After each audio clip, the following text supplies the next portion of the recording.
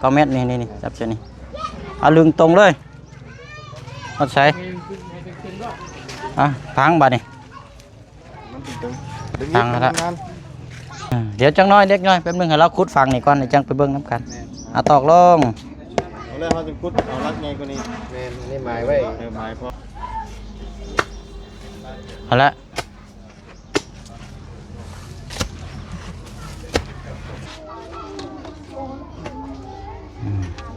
สิผมบอกให้น้องเอิ้งบ้านนี่ต่อพุ่นโคเลยเต็มเลยบ่พุ่นผมลงกระคักไปน้ำบ้านของเจ้าเก็บปิดถาด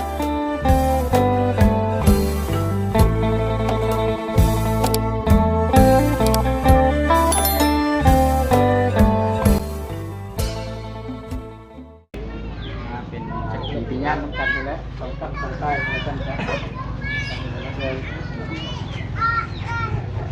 พี่น้องเนาะวันเวลากะมาฮอดจอดถึงตามที่เฮานัดหมายกันไว้พอดีคันชื่อว่ากะเที่ยงเนาะโอ้ยเอา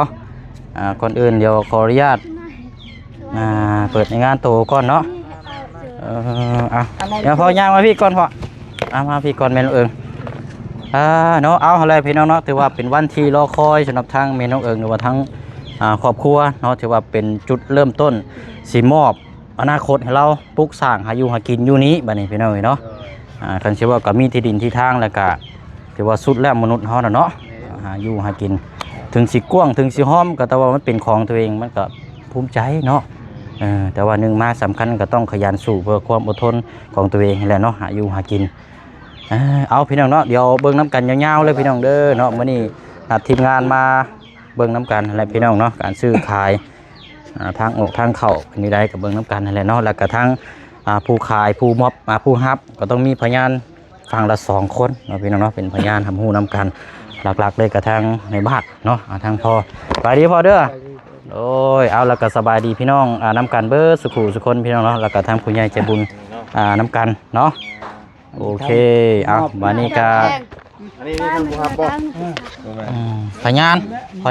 มีน้องน้องเพิ่นแหละโอเคอยู่น้ำกันนี่นี่อ้ายบอกคอยได้ครับเราอันนี้ไม่ก่อนอยู่น้ำลาวอยู่น้ำคอยเดี๋ยวอันทั้งนี่ใช่อีกคนหนึ่งด้วยจ้ะคนนึงแล้วไปแล้วฉันก็2 คนเนาะคนที่3ให้พ่อนี่ก็ได้ให้พ่อทำหู้ในบ้านนี่ถือสุดแล้วเนาะพ่อเนาะพยานโดยใช่นั่นละบ้านนี้มีแต่ว่าเขาซอยกันแล้วเอาไม้เนาะเอาไม้มาพังแล้วเลืออ้อแล้วยากี้ว่าก็ไปเวสะไม่มาปักไว้แม่เลี้ยงให้น้องเพิ่นไปเอาอันไม้4 ลักเอามาพังพื้นเจ้านะพื้นเด้อไปเจ้าเอาอะไรพูดพังก่อนจะไงเนี่ยไปกับปีชาตัวไหนhệ kỳ khả năng anh phải phọt phát tế và khăn phọt anh muốn dân cái đến chú tê có chú nam phải luôn là hắn vào ông nhìn cái cắt câu cái bài câu khuôn กือบ9 คูณ 10นะกันสิว่าก็เฮาวัดเบิ่งมื้อนั้นเจ๊พอดจะเอาเนื้อชาช่องต่อไปเนาะlà ăn khá lạ chỉ là phọt là tao luộc hoặc cái chợ lốiกับเราตะบนพอดก็เต้ก็ตาเลยจะลงมาด้วยช่วยดองไปไม่ยิ่งkhá lạ bây giờไปนี่ไรก็อธิบายฟังเลยได้เฮ้ยเฮาแบบพอดได้ยันนั่นก้อนแบบพอดบ่ได้แบบนี้นะลาวขาได้เห็นพอดเนี่ยยากไม่ยากหรอกอันนั้นก็จังว่ากันเฮาซื้อก้อนอันนั้นน่ะเรื่องพอดเรื่องหยังนั้นจังค่อยว่ากันพอดบ่ได้ก็สามารถคนปรับเอาเองก็ได้โอ้ดินมันก็งามแล้วนะไม่ยากหรอกแต่เฮาอย่างฮู้นักเรียนทั้งนั้นทั้งนี้คือทั้งนั้นก็ได้แล้วปักหลักไว้แล้วก็ทำความสะอาดของปลูกของพังก็ต้นไปปลูกหม้องอื่นเนาะทำนั่นแหละไม่ยากหรอกมีแต่ว่าเฮาให้รับรู้น้ำกันบ้านใกล้เฮือนเคียงว่าซื้อแล้วมอบให้เราเบียไปจะลวดเลยโอเคจะช้ำไปละไปนู่นไปเอาไม้มา4 ลักลักใหญ่ๆในเด้อมาผางกับเสียมน้ำเด้อนี่ให้น้องเจ้านี่ก็ได้ไปหามาไปซอยกันไปดึงแล้วก็จังสิได้อันนี้เลย tại lái bạn cái đáng thế gì tại นายข้างใน đồng nghiệp ข้าง này ใน nhớ vào này เส้นพวกเสานี่บ่ đồng này đồng lái ở đồng này hai người dùng cơ gì là cái gì chứ chỗ này đồng không có เออ một cái cái một trong cái lượng đồng cái đồng của màu nhớ cái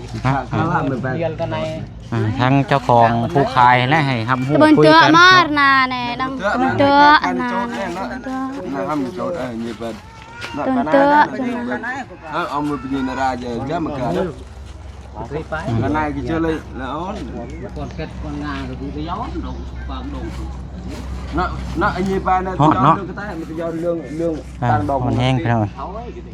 คือจุกี้เนื้อตังในตัวตั้งจุนาย cái này cái mua là เบิ้ล นั่นก็นาชาปัจจาทั้งหมดตามแต่มันตาม ว่าเสร็จนะเดี๋ยว ฮะอันนั้นน่ะจงค่อยว่ากันอันนั้นน่ะเอามือซื้อก่อนเดี๋ยวนี้น่ะมันสิได้ความกว้างความยาวอันนี้แหละตามที่เฮาคุยกันนั่นแหละเนาะ ชื่อมันจะยาวแกะแกะนะ เอามาว่ากันก่อนนะเอาแต่ว่าดินนี่เจ้านี่ฮอดไซส์ได้ฮอดไซส์เอาแพงแต่เรียน ตัวละตัวกี้เออ แกะหน้าตาแกะ กี้ เยอะแกะ Cái tăng viên này cái này tăng phong trong này nè, cái này thế. แกะเลยจะไปก็ใช่แกะ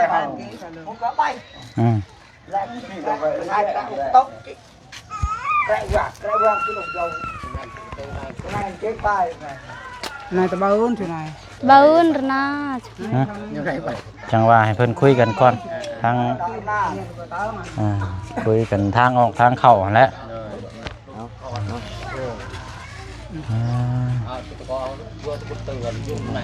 คุยทางออกทางเข้าก่อนมีแต่เนาะเด็กน้อยไปทางอื่นได้ไอ้เด็กน้อยไปเล่นทางอื่นก่อนได้ไป ลูกเนี่ยตัวไหน ไปทางอื่นก่อนได้ไป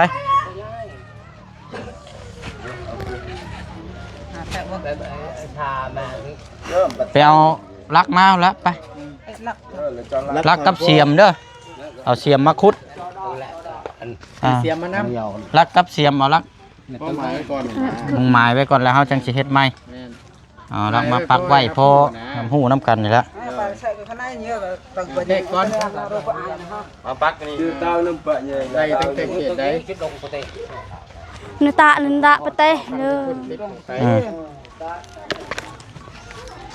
ดึงมาฮอนนี่จักเม็ดกับไม้ไว้ เนาะให้แม่นให้ผู้ขายนี่แหละดึงรถแตกจากติ นัวดีนี่ เฮ้ย ใส่อันน่ะ ให้มันหนึ่งเนาะ มาซอยกัน ช่วยกัน เอานี่ อืม เฮ้ยเสียมแถวนี้ผมมี อันนี้ทางอันนี้เนาะ มันเนี่ยเดียวกัน ทางเที่ยวเอาจับใช้รถเอาจับขึ้นตรงๆเพราะยุกขึ้นรถนี่ใช้ลักนี่ก็ได้ หนึ่งบ่ ดึงมันตึง ตากันยังไม่เจอเรียนตา ใช้ฮอตใช้ทั้งนั้นน่ะ 9 เมตรเดียวโอ้อย่าไปมุนมันลึงให้เราลึงไปเลยนี่เอาจับนี่มานี่9 เมตรนี่จับใช่นี่เอาลึงตรงเลยเอาใช้พังบาดนี่ มันตึงดึง ตั้งแล้ว งาน มันยังบ่ได้นั่นได้เบิ่ง ได้มาตรฐานมันนี่นะ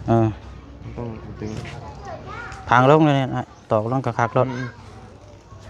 ให้เพื่อนไปเอาเสียมยังเจียวก็มา ได้น้ำกาว ได้แล้วว่าเก่านะประธานเบิ่งให้แน่เอาตอก ก่อน เอาลักตอกไว้ เดี๋ยวตอนนี้ได้ดึงนี่ได้ตัวนี้ยืนนั่นแท้ จังว่า เนาะ มันคือเดืองมันสิข้ามไปได้ตัวนี้บัดนี้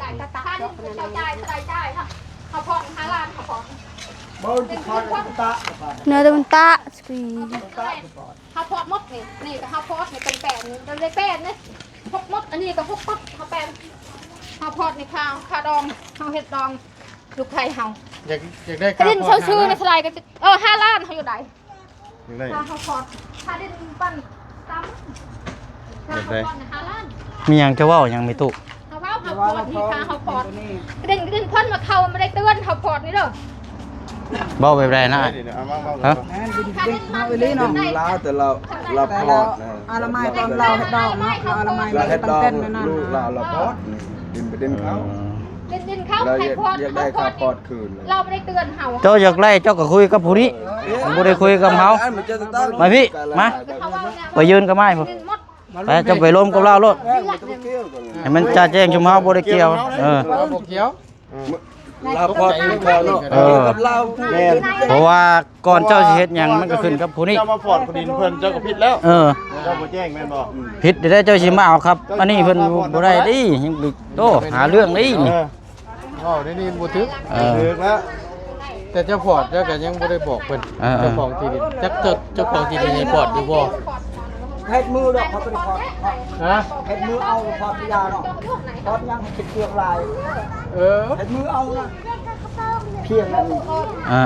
ไล่พอดไล่กระเป๋ากันคนเตือน คันว่าเราอยากได้ค่าพอร์ตที่ผ่านมาก็เจ้าคุยกับอ้ายผู้ขายนี่เด้อชุมเฮานั่นบ่เกี่ยวเลยเออ ต้องแค่บอกทำไมที่ค่ะรู้เจอ เอา เออ มันก็ขึ้นอยู่กับผู้เจ้าของดินสิให้บ่จะนั้น เออคันว่าเจ้าของดินเราบ่ให้ก็แล้วแต่เราเพราะว่าเจ้าไปปรับดินแล้วนี่ก็มันก็ผิดอยู่แล้ว นะเอาดึงตามคือเก่าแล้ว ตกใจเพื่อข่อยว่าก็ได้หาร้านคาพอดเราอ่ะ งงได้ข่อย อย่างนี้ข่อยบาดนี้ว่ะ อ่ะดึงมาฮอดสุดใช้อ้ายดินเจ้านั่นแหละเจ้านะ ที่มันพกแม่นบ่นี่ อืม แล้ววันนี้เพิ่นมีงานแต่งลูกสาวเราบ่ แม่น แล้ววันนี้เพิ่นมา เด็กก็ไปเตือนเรานี่มันไทยใหม่ เอารถมาพอดให้มันเป็นแต่ มันไทยใหม่ เพื่อได้กางเต้นกางหยังเนาะ มันก็งานเจ้าเองเนาะ งานเจ้าเองมันบ่ได้เกี่ยวกัน บ่ได้เกี่ยว คันเจ้าว่าเจ้าบ่เฮ็ดเจ้าก็บ่มีงานบ่ลงบัดนี้ ทำคือต้องง่ายแล้วนี่พอให้มาปั๊บเนี่ยแม่น อืม นั่นตื้อ แม่นแล้วอะ แม่นแล้วน่ะใช้อยู่ ใช้เฮ็ดจับดีนะมันต้องดึงไปแท้ก่อน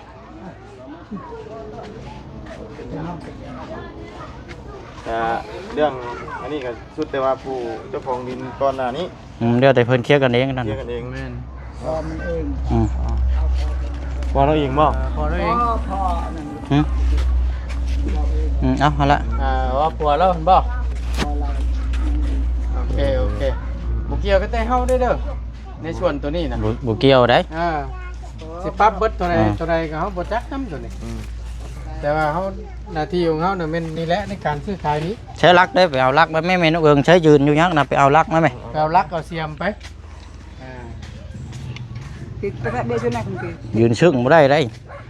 เช็คลัก มวยแนวฝนสิตกค่ำ ฝนสิตกห้ำก็มันนี่ ไปเช็คไม่ใช่ไหน ได้เท่าไหรได้ไปเบิ่งเนี่ยประธานอยู่เฉยเพิ่นให้นะอ่า เช็คละเบี้ยป่ะ 10บ่เดี๋ยวรอลักก่อนเด้อ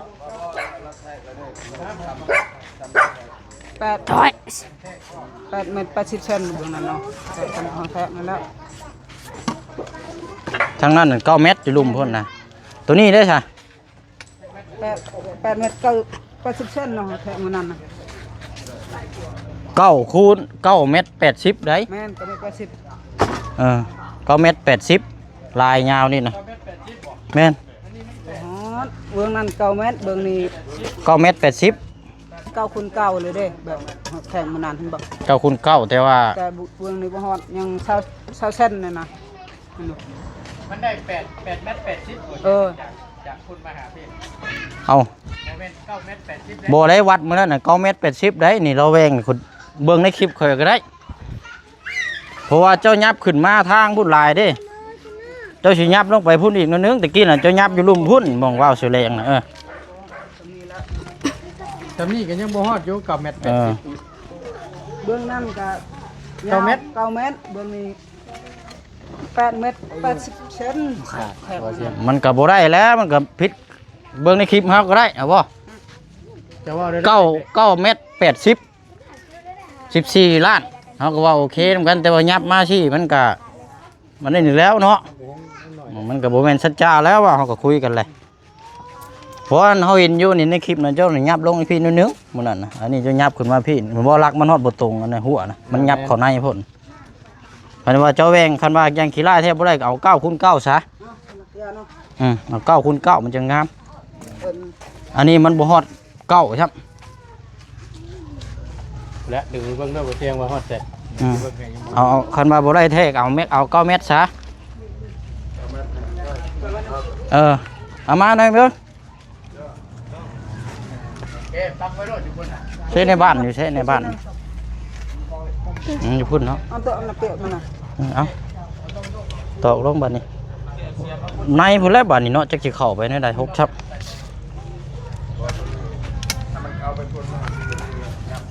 ฟังรถนายเจ้าหั่นละเป็นอันนี้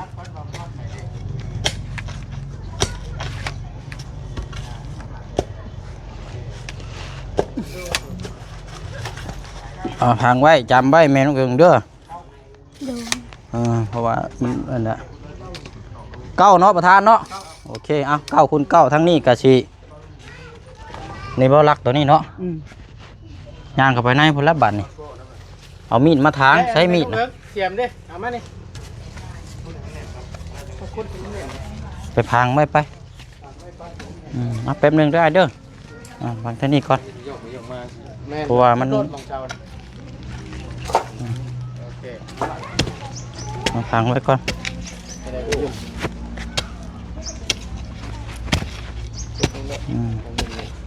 โอ้ยนักล่ากุดหน่อไม้คือบุมีแห้งแท้เหมือนนี่เนาะ เห็นแล้วมันเอาซาติ๊กนี่บ่ประเด็น ติ๊กเบิดอายุวะ ติ๊กเป็นอะไร เดี๋ยวจังน้อยเด็กน้อยแป๊บนึงให้เราขุดฟังนี่ก่อนเดี๋ยวจังไปเบิ่งน้ำกันตอกลง เอาแล้วเขาจะพุดเอารักไงกว่านี้ แม่นี่หมายไว้ หมายพอแบบ ชั่ว ว่า ข้าวก่อน เอาเดี๋ยวเขาวัดแล้วเดี๋ยวจังไปจดบทบันทึกพี่น้อย เลย เอาวัดอย่างเรียบร้อยก่อนไปเข้าไปในพุ่นบัดนี้ครับไป เขาวัดก้อนจัง โดยวัดแล้วจังจดบทบันทึกไปเข้าไปในพุ่นละ วัดตอกหลักก้อนจัง อันนี้ก็เก้าเนาะโอเคไป เข้ามาเลยเนาะ บริมีระเบิดบ่ มีลายละ มีบ่ระเบิดนะ นั่นน่ะ เอาปลอดภัยปลอดภัย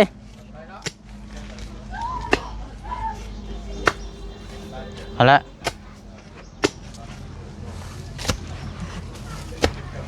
ลายนี่ที่เขาสิดึงไปในได้ชาย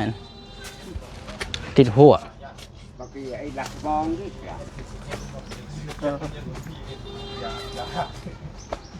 ไม่แต่ว่าคันลายนี่ดึงบ่ได้กะเขาห้ำหูน้ำกันเพราะว่ามันเอาดินแล้วนี่9 คูณ 9นะเนาะหลังจากมั่างตัวนี้แล้วจังดึงกับจังพังลักเอา9 คูณ 9เนาะตามที่เขาอันนี้ดึงม้วนรถบัดนี้ไอ้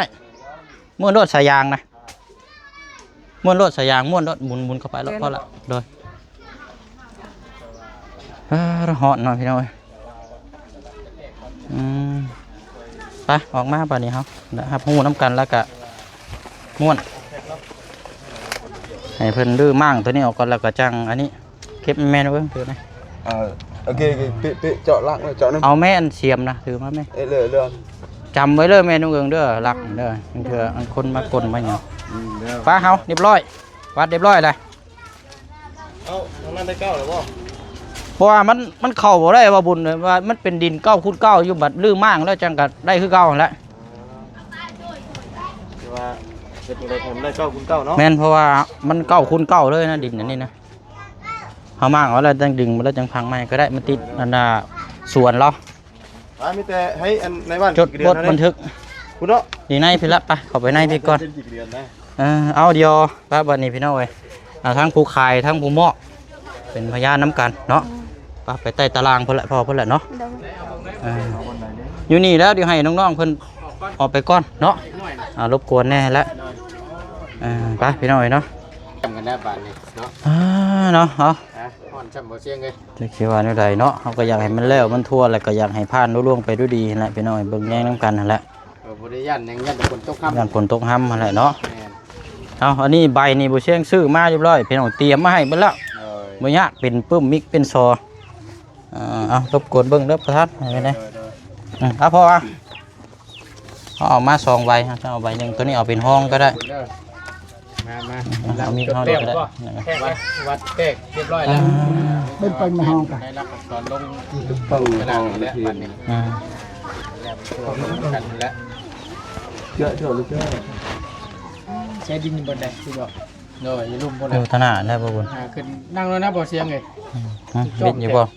โดย แคบเลยติ แม่นเป็นผู้สาวได้บัดเนาะ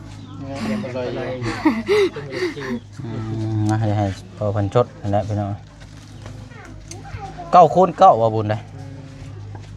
9คูณ9เลยเอาแบบง่ายๆเลยเป็นเลขวงกลมเลย สิได้ก้าวหน้าสักทีเนาะ เออ เนาะน้องไอ้ จักสิก้าวหน้าหรือสิก้าวหลังแล้ว ก้าวหน้าที่ก้าวหลังให้บาดเนี่ยไปหน้าติ๊กๆว่าเด้อน อนมารับเลย รับเลย น้องรับจะก้าวหน้าก้าวหลังคิดตัวนี้บ่เลยนะ คิดตัวนี้แหละ คิดตัวสิก้าวหน้าก้าวหลังเนี่ยไปคิดแม่ก้าวหลังไปหน้าอย่างเดียว เอ นี่ อ จะเห็นลายเส้น โอ้หักไหน บ่เห็นแต่หมู่ว่า ลายเส้นกี่เดือน รุ่นลายเส้นกี่เดือนบ่เดือนเลยเอาว่าเด้ เขียนก่อน ได้ได้แม่นบ่เนาะโอ้ยตายแล้วลืม เดี๋ยวจดก่อนพี่น้องเนาะจดรายละเอียดก่อนให้เบิ่งนํกัน เดือนเจ็ด นะ ลายมือในบ้านขนาดหน่วยเราได้ โอเค ต้องสั่นแล้วกัน ละมาพี่ลูกไปดูเด้อ ตลาดได้พี่น้องเนี่ยช่วงนี้ถ่ายคลิปนี่น้อยลายบ่ได้เบิดร้อยกว่ารายการเมื่อเกินอย่างบ่แม่น ก็ยุงลายเนาะ ล เฮ็ บ ด นะ หยังกิน ลบวิดีโอส่วนคอยว่าเนี่ยเกือบพันคลิปพี่น้องเลยโอ้โหลบตัวเด็กคลิปอีกน้อยแม่นออกเบิดเลยแล้วก็คลิปนะเกี่ยวกับลูกชายบ่หรือว่าน้องใช้สายสิ่งเขาที่ผ่านมาปีที่แล้วนี่แม่นบุ๊บตัว ได้และอะไรลบมันแล้ว โหดดีเดี๋ยววะเพราะว่าลบหมอกได้ซะเป็นแจ้งเตือนเดียวพี่ทางผู้เสียงก็แจ้งกันบ่แจ้งเตือนแล้วบ่ มันค่อยแต่ถึงแล้ว แต่ว่ายื่นอุทธรณ์ไปแล้วยื่นอุทธรณ์ไปก็อนุมัติแล้วแต่ว่าก็ยังบ่ผ่านพ้นยังมีเหลืองคาอยู่ไม่เพราะว่ามันยังมีแผลอยู่นะ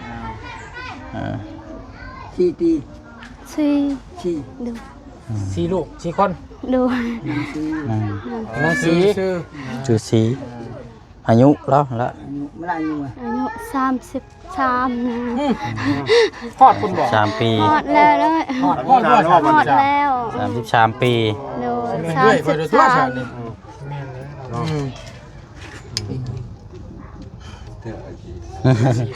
ชัดมาไป อายุ33 ปีบ่โดนก็คิดว่าเพิ่นยังเป็นรุ่นน้องอยู่ซั่นดอกอยู่ปล่อยอยู่เนาะปล่อยอยู่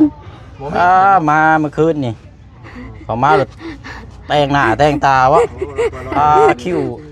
แต่ขาดอย่างเดียวผมมีน้ำหอม สิเพิ่น เจอ แบบนี้ เจาะหอยสไป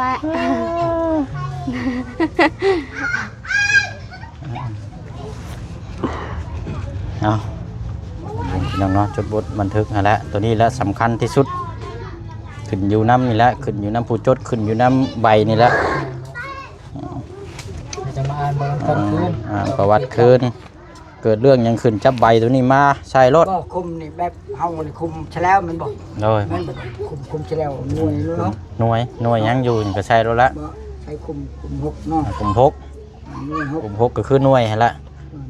หน่วยชื่อเนาะ โดยเบิ่งได้พอเด้อขอจดได้ใจเย็นๆได้ หก ให้มันถือต้องแล้ว คือเขาจับเงินวาน เลขที่เพิ่นนี่ บ่มีเลขที่เรายังบ่ได้ขึ้นยังเช็คอย่าง ใช้บ่ได้บ่ บ่ต้องใช้ก็ย่าพอนะให้เรามีครอบครัวก็จังมาขึ้นทะเบียน นั่นก็บอก ไปสมนุยังบ่ได้มีบ่ บ่มี บ่มีหยังนะ เป็นเคยเถื่อน จำนวนเงินบ่ บ่ถนนเขาว่าถนน เลข13ถนน ถนนนี่กระทางนี่นะ ถนน บ่ใช่ก็ย่า บ่ใช่ บ่เป็นหยังหรอก เส้นทางนี่เข้าก็ใส่รถแล้ว บ่เฮาบ่ได้ติดเด้เฮาอยู่ในบ้านเพิ่น เฮาบ่ได้ติดเลย บ่ต้องใช้ก็ย่า ได้ พระงานครบอายุกะเซียนคนตั้งมีลายชื่อต่อไปนะ นี่ผู้ขายชื่อผู้ขายบ่นี่ชื่อหยังอ้ายชื่อเจ้าบอกพอแล้ว บินี่เนาะ โดย ผู้ขายนำเบอร์1แล้วพอไล่ลงกับพยาน2 คน เบิ่งนี่ผู้ชื่อเนาะ โดยห้องลุ่มมันผู้ซื้อห้องลุ่ม ไอ้ที่ผู้ขาย โดยผู้ขายนี่ 1 2 3 คน 3 คน2 คนน่ะพยานตัวเบอร์1พี่น่ะผู้ขาย แต่เรามือใบเลยยองเลย เบอร์1เทิงพี่น่ะซื้อขายซื้อแล้วนี่ เล็กซอง โดย ดินตะอะไรก็แบบโอเคหับกันนะ ซื้อแล้วนะ แล้วก็ยังยืน โดย มีอายุยังหลับเลย 30 ปี เท่าไรก็ซาดิน ฟันเป็นปาก ที่ดินนี่14 ล้านกีบเดี๋ยวจังวงเล็บเอาก็ได้เขียนมองระยะวางไว้แล้วกับกลมๆคมยาวแล้วก็จังลงหมายเฮ็ดห้ามขายเป็นหันเป็นนี่ห้ามขายไว้ให้ลูกให้เต้าไปอยู่น้ำผัวอยู่ต่างประเทศก็ไปบอกให้ลูกให้เต้าอยู่น้ำฝรั่งหรือว่าสิไปอยู่น้ำใส่ก็แล้วแต่ กันน่าจะห่อดินไปน้ำเนาะ ว่าแต่อย่าเอาดินไปนำลูกเต้าเขาก็ยังอยู่หมายเฮ็ดห้ามขายเด็ดขาดเป๊ะโป้อีกจบบาด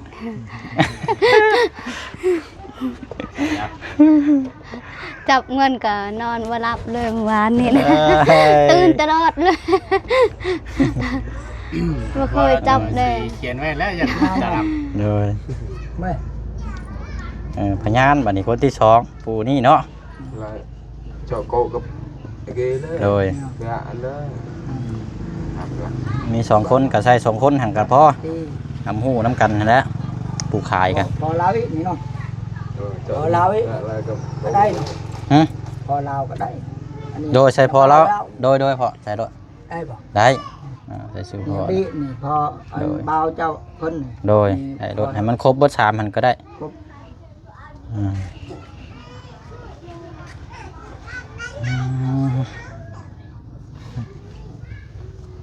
อันนี้เบิ่น50เนาะ เอาไปเอาไอเดียวอาทิ 40 ให้จดก่อนเนาะแล้วเบิ่งรายละเอียดแล้วจังมาให้พ่อเพิ่นอ่านสรุปนำกันอีกเทื่อนึงเนาะว่าอย่าว่าวันเวลามันยืดยาวพี่น้องเบิ่งนำกันอีกก่อนเอาพี่น้องเด้ก็ถือว่าอยู่ในขั้นตอนสุดท้ายก็คือลายเซ็นผู้ขายอีกรอบหนึงนี่ว่าบุญนี่ตัวนี้ผู้มอบนี่ให้อ่านแล้วเขียน เขียนชื่อแล้ว เขียนชื่ออ่ะเขียนเขียนชื่อเจ้าละได้ชื่อผู้มอบตะลุมมาโดยนั่นแหละได้ชื่อผู้มอบให้น้องเอิ้งบ้านนี้ตัวพุ่นเขียนอะไรบ่ บ่ได้ บ่ได้อ่ะประตูไปปุ๊ เอาน้ำเป็ด ผมลงกระคัก นะ ไป เออ ตั้มบ้านของเจ้า เก็บปิดผาไว้ก่อนบ้านนี้สุดท้ายท้ายสุดนี่อันทั้งตะลุมผู้เล่นสะอาดมาอีกนะทั้งอันเจ้าว่าทั้งในบ้านมาจักเสียนดีกว่าตะลุมบ่ได้เบิ่งอยู่ฮะพ่อเบิ่งมาเบิ่งหันบ่บุญตะลุม นี่ นายบ้านตัวนี้นายบ้านเส้นเนาะนี่นายบ้านเราปะ บ่อันประทับตาเด้ ทับตาก็ เจ้าเนี่ยเนาะ ทับเองนายทับเอง เอาทับเองแล้วเนาะ ตาทับ ใช้อันทับอยู่ใช่เฉพาะอยู่เพื่อนบ่ เรื่อง ผูเกี่ยวข้องเรื่องพยานต่าง โอเค ๆต่างยืนแล้ว เดี๋ยวจบแล้วซะเนาะ นา มีแต่ว่าเฮาเอาไว้ตัวนี้ให้เพิ่นไปพับตาเนาะโอเคไปบัดนี้เนาะเอาเดี๋ยวให้พ่อเพิ่นอ่านก่อนบัดนี้ก่อนอ่านรายละเอียดก่อนพี่น้องเอ้ยเอาลายเซ็นสุดท้าย ได้เช่นเลย ที่ว่าบุญตั้งตารอคอย นี่ก้อนเลยเช่น ยังอันนี้นักเขียนชื่อก่อน เขียนชื่อแล้วก็พร้อมลายเซ็นอีกเด็ด นี่ โอ้ เห็นบ่ โห เห็นบ่ นี่เรียบร้อย โอ้ในการ เอาเดี๋ยวให้พ่อเพิ่นอ่านประวัติก่อนบัดนี้เด็กๆน้อยๆพี่น้องเนาะมอบลืมเขียนจำนวนเงินใช่จำนวนเงินแน่ วันเคสยังยืน จำนวนเงินยังบ่ทันได้ใช้ให้มันกินนี่ ใส่จำนวนเงินนำเด้อ ที่ เลยมันจะลืมนะฮะจักล้านเด้อ เนาะคุณอ่านก่อนให้ทั้งหมดเสียงเนาะ โดย เอา คุมหน่วยเขา อาตีตี เกี่ยวกับพลังงาน เนี่ยครับ อ่านก็บ่ได้เงยหน้าหยังเด้อเราก็ แล้ว บ่เห็นหยังแล้วพอเงยหน้าขึ้นแน่พ่อเงยหน้าขึ้นแน่ สีนางซีบ้านเฉลวไทยให้นางซี เราอ่านบ่ได้ค่อยได้ยินพี่น้องเอ้ย เด็ก อ้ายเนาะ นางซี อันนี้บ่เสียงมาก ห ไป มดเลย จบแล้วเนาะอ่ะได้แล้วพี่น้องเอ้ยอันน่ะเห็นราคาใส่ก่อนนี่ เฮ็ดราคาเงินนั้น อ่า รถใช้รถอะไร ขายเจ้าขาย14ล้านเนาะใช้กระดาษห้องๆนะพ่อเจียเจ้าอยู่ใช้กิน มันยุคนั้นเอาขึ้นแล้ว กันตัว เอาบ่เป็นหยังบ่เป็นหยังเอาขายให้เฮาสิเฮ็ดวงเล็บไว้แล้ว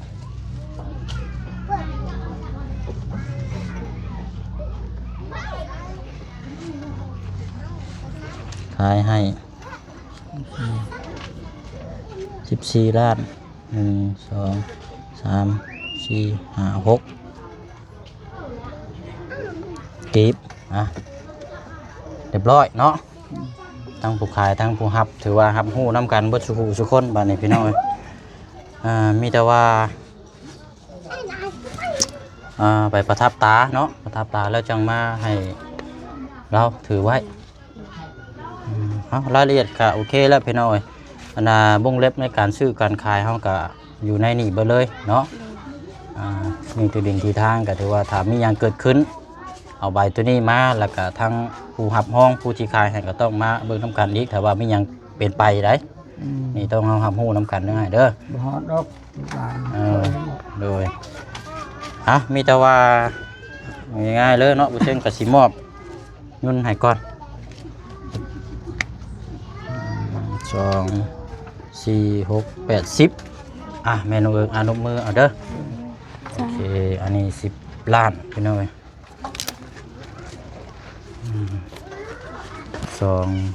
4อันนี้อีก4ล้านกีบเนาะเอายับมานี่เนี่ยยับมาพี่นี่เป็นยังไงเจ้าอยู่หันละเจ้าอยู่หันละเจ้านะ ตี มอบให้ทางอ้ายเพิ่นนี่ผู้นี้บัดนี้เอาเด้อเด้อเอาครับฮู้นำกันอะไรเป็นหน่วยเป็นสักขีพยานนำกันเงิน14ล้านกีบเนาะบัดนี้ทางนี่เลยพ่อค่ะนี่เด้ทางเจ้าเด้เท่าไหร่ 10ล้านเอาล้านหนึง เอาล้านหนึงบ่ 4ล้านเท่าไหร่กำหนดวันนั้นคัน20ล้าน2ล้าน เป็นล้าน5ซะเนาะ ได้ ก็สิประมาณนี้แหละเพราะว่า10ล้านก็ล้านหนึงบ่ บ่10ล้านล้านหนึง กันนั้น 4แสนให้5แสนก็ได้ขอบใจหลังยังให้เขาเช่นนึง โดยวันนี้เฮาสิให้เจ้านี่เท่าไหร่บัดนี้ค่าธรรมเนียมนะ ค่าธรรมเนียมมา10ล้านนั่นล้านหนึงไม่4แสนเท่าไหร่ลูกยังให้กำหนดคันชาวล้านสบายว่า2ล้านก็ตะกี้เคยเฮ็ดนั่น ตอนนั้นเฮาซื้อนั่นเพื่อนเอาเจืองนั่นมันเกือบ10เท่าไหร่แต่ว่าซุมเฮาให้นั่น2ล้านชาวล้านเลยเป็นเจียว อันนี้ให้ล้านห้าเนาะ พอเด้อค่าธรรมเนียมพี่น้องเอ้ยเนาะ นอนวัด 1 2 3 4 5โอเคเด้อเอาแหละพอเด้ออันนี้ให้พ่อเพิ่นให้ไปเจ้าไปประทับตาแล้วจังมาให้เราแล้วพอเด้อ นี่บ่ได้เฮ็ดกระยาบ่ บ่อันนี้บินเฮาสิเก็บไว้นี่เฮาซื้อมา2ไว้เพื่อกันไว้อย่า บ่ มัน ได้กระทับโอนมามาให้ผู้นี้เนาะ โดยทับเราจังมาให้เราเด้อ ทำจะไม่ย้อนเลยสิเดี๋ยวสิย้อนไล่ โดย บ่ได้ส่วนนึง เอาละเด้อพอเด้อขอบใจละลายเรียบร้อยเนาะพี่น้องเนาะไปบัดนี้ก็เดียวสุดท้ายเดี๋ยวจะให้ทั้งแม่น้องเอิงเนาะฝากความขอบใจทั้งผู้ใหญ่เนาะมีอยู่3ทาง3ครอบครัวพี่น้องเนาะไปอยู่กระตุกพุ่นละเอาเพราะว่าอยู่นี่เด็กน้อยพี่น้องมันลายเนาะยันเด็กน้อยเพ่นพ่านเอาเพื่อความปลอดภัยพี่น้องเนาะซ่องเฮายังอันนั้นอยู่โอเคไปเดี๋ยวไปต่อกันอยู่กระตุกเอาพี่น้องเนาะครับฮู้นํกันเนาะทางผู้ขายทั้งผู้ให้ถือว่าสักขีพยานก็มีนํกันเบิดเลยเนาะแต่ว่าอันพอเพิ่นอ่านก็เสียงอยากเบานี่ก็ได้ว่าบ่เป็นหยังดอกพี่น้องเนาะเฮาก็อธิบายก็ให้พี่ให้น้องทำฮู้นํกันนี่แหละพี่น้อง บัดนี้ก็ดีใจนํบัดนี้เด้อ โดย ใบนั่นพอเราไปพุ่นเนาะ โดย บัดแล้วเราประทับตาเราจังมาให้เจ้าเด้อ โดย เราจังมาให้เจ้าพี่น้องนะครับถือว่าเป็นที่ดินครอบครองอย่างถูกต้องตามกฎหมายบัดนี้เด้อถ้ามีหยังการเป็นไปก็นำใบนี้มาโฉนดที่ดินตัวนี้แล้วก็ปรึกษากับผู้ขาย โดย เนาะเฮาก็บ่มีสิทธิ์ถ้าว่ายกตัวอย่างคือว่ามันบ่ดีบ่งามเฮาก็สามารถเอาเงินคืนขึ้นมาได้คือเก่า โดย เนาะแต่ว่าก็นั่นแหละพี่น้องอันเรื่องผิดพลาดกี่นี่ถ้าไม่ตู้เรามาที่ใดเฮาบ่ฮู้นำดอกพี่น้องก็เจ้าเคลียร์กันเองเนาะอยู่ๆเราก็อยากมาได้เงินค่าปรับดินแล้ววันนี้อันน่าทางคันสิว่ากับเจ้าของแต่งงานให้ลูกชาวเลยเลื่อนเฮือนเจ้าของบ่มีแหละมาปรับที่ดินให้เราผู้เราขายให้นี้ทางง่ายแล้วนี่ปรับดินให้แล้วบัดเฮาสิซื้อไอ้พวกนี้บัดยังมาเอาเงินนั่นน่ะพี่น้องคันสิว่ากับมันคนละเรื่องกันเลยนะพี่น้องเจ้าปรับบินเขาแล้วเจ้ายังอยากมาเอาอยู่มันก็บ่แม่นพี่น้องเนาะ บางทีว่าถ้าจริงเราต้องเป็นคนอาศัยเขาแต่เรายังบ่เว้านะพี่น้องมันโอ้แปลกเนาะพี่น้องเนาะคนเฮานี่ก็หลายคนก็ได้เป็นหลายเป็นก็หลายว่าเนาะ มีแต่ว่าหันและบาดนี้เนาะเฮาก็ติดตามเบิ่งนํกันยาวๆพี่น้องเนาะสำหรับทางเขตของทางแม่น้องเอิงทำฮู้นํการที่ดินเนื้อที่9x9เนาะพี่น้องเนาะสำเร็จเป็นที่เรียบร้อยมีแต่ว่าฝากขอบใจทางแม่ใจดีเนาะอยู่ทางต่างประเทศเพิ่นบ่ให้ออกสื่อประสงค์ออกนาม แล้วก็ทางแม่ป้าใจดีจากฝั่งไทยเนาะเพิ่นก็ออกสื่อประสงค์ออกนามแล้วก็ทางแม่ป้าอีก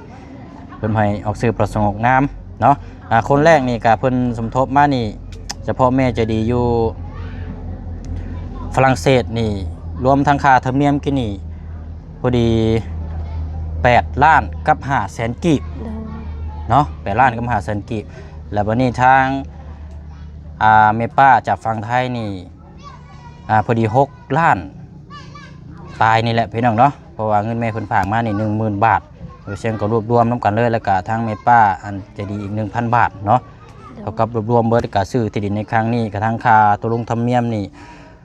15ล้าน5แสนกีบ โดย เนาะ โดย เอาฝากขอบใจขอบบุญขอบคุณทางอันเพิ่นทั้ง3ท่านเด้อที่เพิ่นได้มอบให้ความฝันให้พอได้อยู่ได้กินสร้างครอบครัวอนาคตต่อไปเนาะแม่น้องเอิงเด้อเอา โดยขอบใจเด้อแ